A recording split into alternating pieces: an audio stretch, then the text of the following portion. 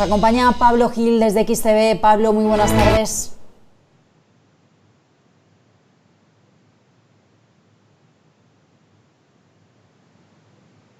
Pablo, no te escuchamos, no sé si tienes el micrófono encendido.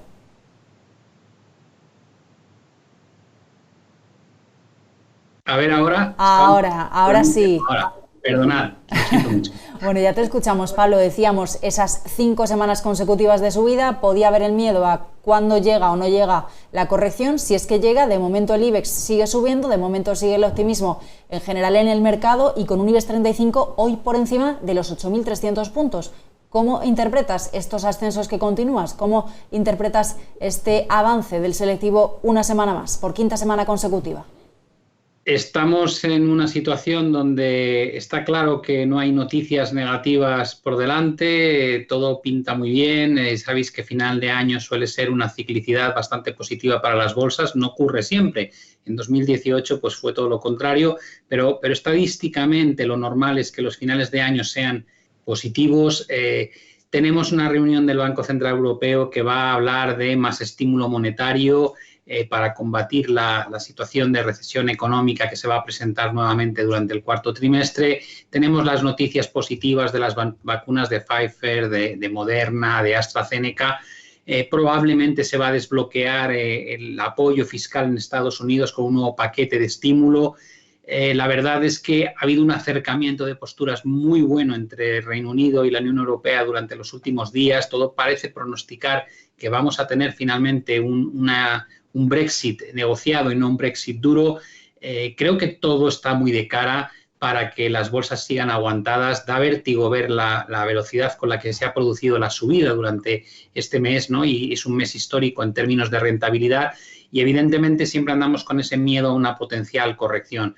Pero da la sensación de que de aquí a finales de año va a ser muy difícil que aunque pudiese haber una corrección, vaya a ser una corrección mayor, vaya a ser un cambio de dirección. Es cierto que yo creo que para el IBEX la cota entre los 8.250 y 8.600 puntos va a ser complicadísima de romper porque estamos hablando técnicamente de una antigua área de suelos que fue tremendamente relevante. Por tanto, hasta llegar ahí, creo que hay ese recorrido adicional de varios puntos porcentuales. A partir de ahí extremaría las precauciones, sobre todo si para cuando lleguemos no hemos visto una corrección previa, aunque sea de corto plazo.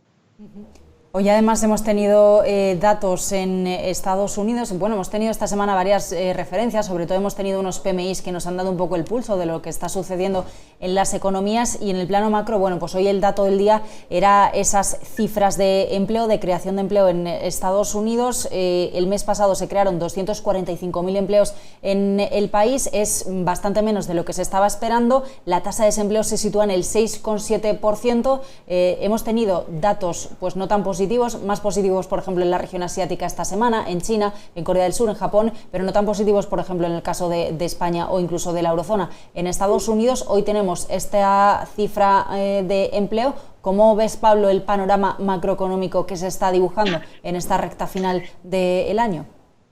Bueno, creo que has mencionado cosas muy interesantes. Hay como varias realidades económicas en este momento según qué regiones miramos, ¿no? Europa ha tenido que llevar a cabo un confinamiento bastante agresivo durante el último mes y medio. Lo hemos visto en Francia, en Alemania, en Reino Unido, incluso en algún país nórdico como Suecia, por supuesto en los países del sur de Europa. Y esto ha generado una ralentización económica que se plasmó de forma muy clara en todos los datos de PMI, tanto de servicios como PMIs industriales.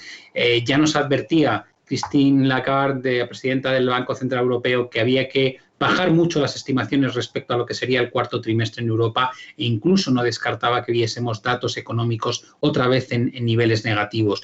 Esa es la realidad de Europa, que probablemente va a ser muy mala todavía en esta fase final del año, pero los inversores están mirando lo que va a ocurrir más adelante, ¿no? De cara a 2021 y la posibilidad de recuperarnos gracias a un proceso de vacunación que deje atrás la pandemia.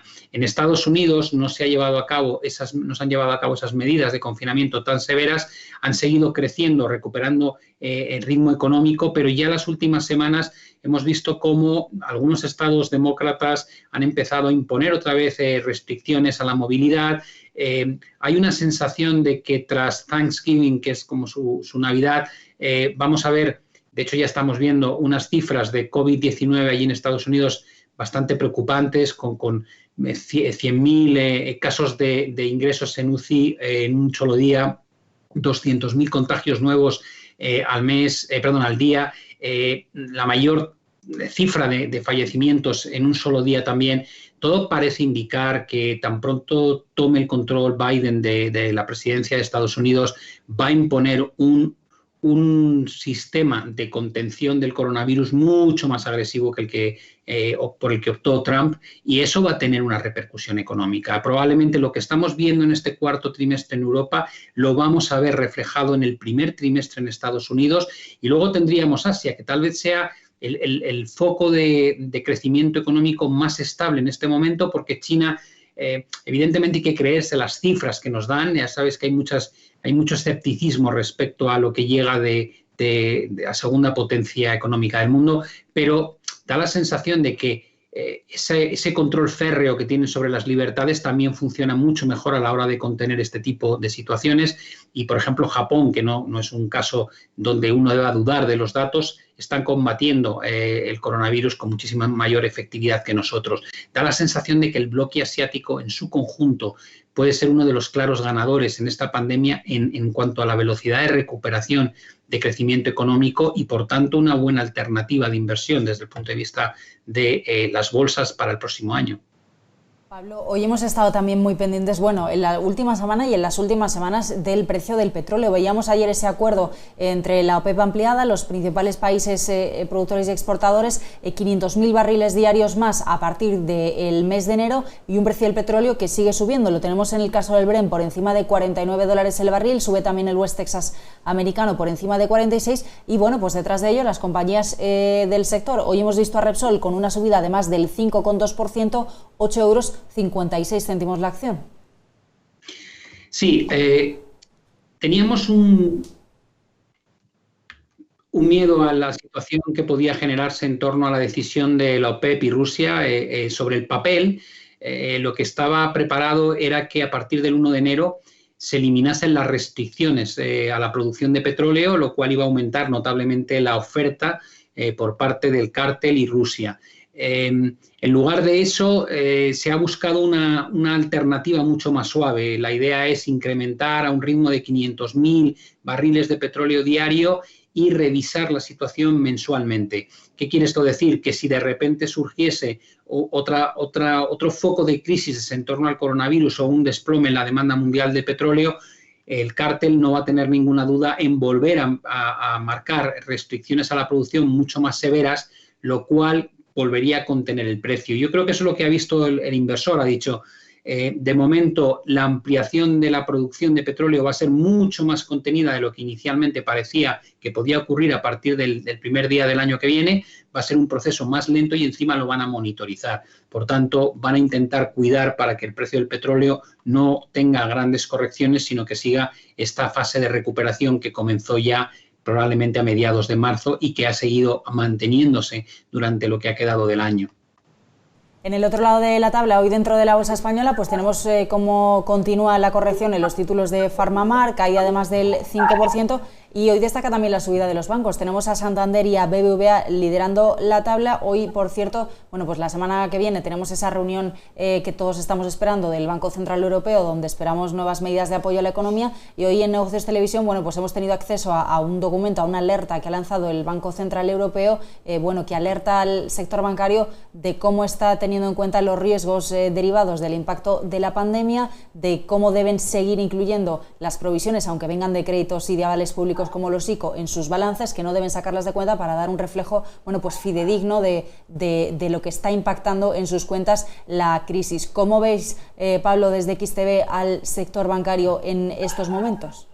Bueno, el sector bancario, en mi opinión, es complicadísimo porque tienen todo en contra, ¿no? Ya hemos hablado muchas veces que en un entorno de tipos de interés al 0%, el margen de intermediación, que es es el músculo sobre el cual giran los beneficios de los bancos, está muy deprimido, ¿no? Y es muy complicado que eso vaya a cambiar porque el propio Banco Central Europeo nos está hablando de que hasta 2023, 2024, incluso 2025 no va a haber cambio en la estructura de tipos de interés existente a día de hoy, que son tipos mínimos históricos. Por tanto, por el lado de ingresos, yo creo que la banca tiene muy poco margen de mejora. La mejora, como hemos visto a lo largo de este año, viene por operaciones de fusión entre dos entidades donde se reducen los costes, de manera que un banco ganando lo mismo resulta más rentable porque tiene una carga de costes menor.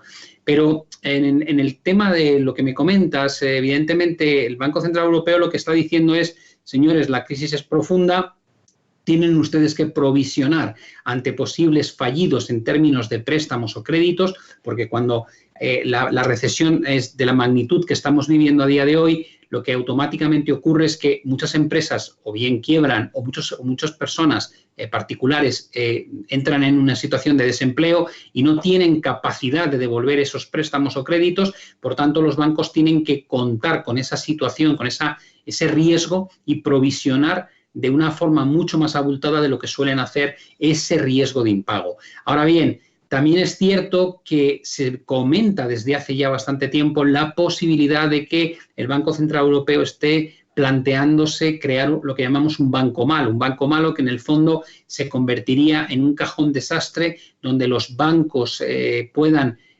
ceder la deuda con morosidad o la deuda de difícil cobro y el propio Banco Central Europeo a través de ese banco malo sea el que retire del sistema toda esa deuda o esos préstamos tóxicos, de manera que, claro, cambiaría de forma radical la situación de la banca, ¿no?